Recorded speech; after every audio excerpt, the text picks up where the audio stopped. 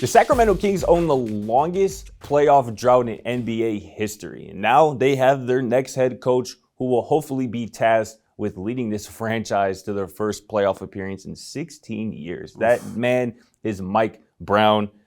Man, I got a very simple question for you. Did the Kings get this right with the hiring of Mike Brown? What do you make of it?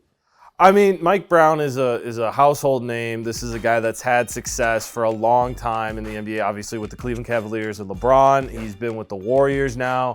There was a little bit of time with the Lakers, but that's probably something we should all just try and forget. It's a good hire in the sense that Mike Brown is a good coach. Personally, I think that with that young core, they could have gone with a guy like Mark Jackson or somebody who's better known for being a player developer. But again, Mike Brown is a well-known name, and this is a team that's trying to win now, and I think that's why they went with him. But it's going to be interesting. And honestly, unfortunately, at this point, Sacramento, it almost feels like no matter what they do, you just have to assume it's a bad move and it's not going to pan out. So good luck, Mike Brown. I actually do like you as a coach, but you have a very, very steep uphill battle. Yeah, I mean, you mentioned a little bit of it. This is a former coach of the year, led the team to a finals, won 3 titles as an assistant coach. I think this was the right move. This was a safe move.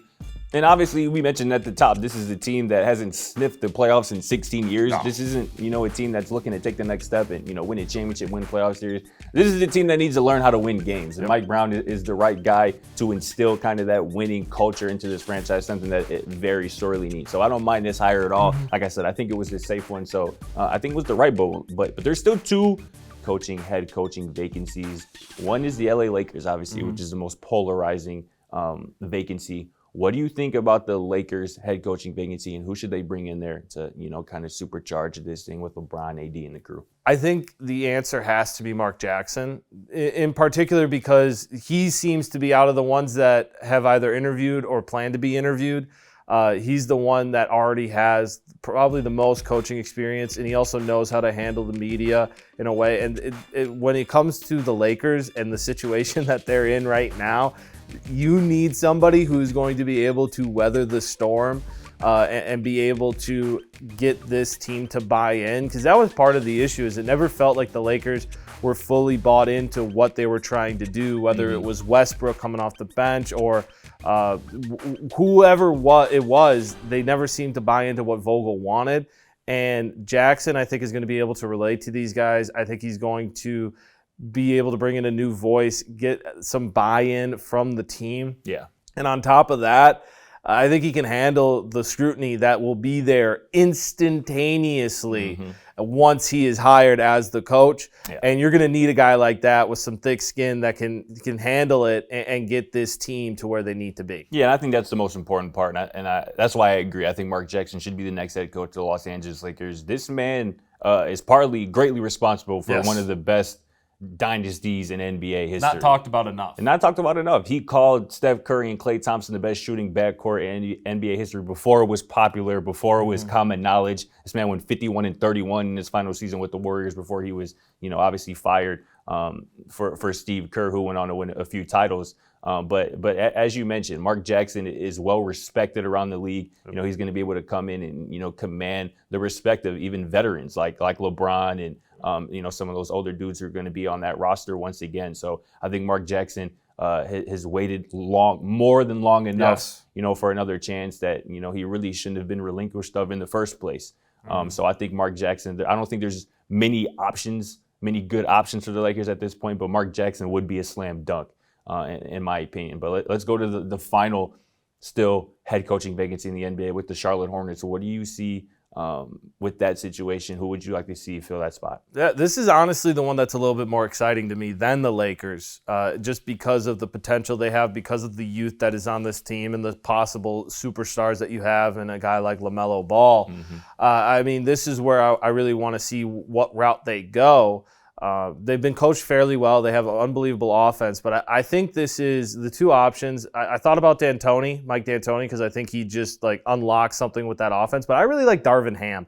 This is a guy that has been with Mike Budenholzer for a while now. He is credited with being one of the best player developers in this game. And you can look at what Milwaukee has been able to do and the growth of that team over the last few years since Budenholzer has taken over. And you can give a lot of credit to Isarvin Ham as well as Budenholzer for what the Bucks have done. Obviously, winning a championship is the key point. But this is a young Charlotte team. Isarvin Ham is a guy that deserves a shot at head coach. And I think he would do a great job with those young possible stars like a Miles Bridges, with PJ Washington, with LaMelo Ball. This guy would be the limit, and I think it would be very exciting to see this team that has kind of been on a plateau over the last few years as far as making the play-in and then losing. This would be the push they need to get out of the play-in and to maybe even be a top 6 seed in the East. Yeah, I like the Ham idea. I think he certainly, earned the opportunity to be a head coach, and it wouldn't surprise me if he was one very soon here. But I'll take one developer and raise you another one in Phil Handy, Los Angeles Lakers. This man is a winner. Again, a master developer and somebody who's long earned his shot to be a head coach in this league. This man has been a part of 6 straight titles, I should say, from 2015 to 2024. 4 with Cleveland, 1 with Toronto, 1 with the Lakers, obviously, as well. So this is somebody who's been around great teams and great talent.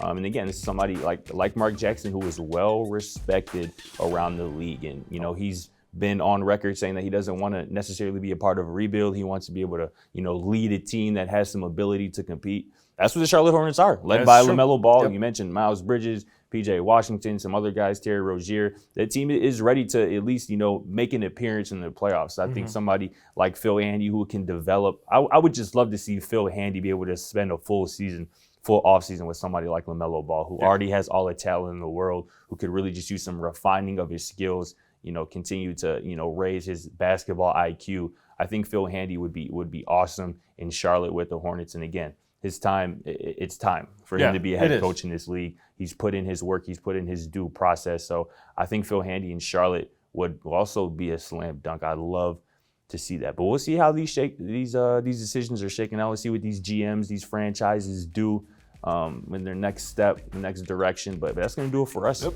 Catch us on tomorrow's episode of Simple Question for Scott Proctor, my guy, Matt Morris, right here. We'll see you then.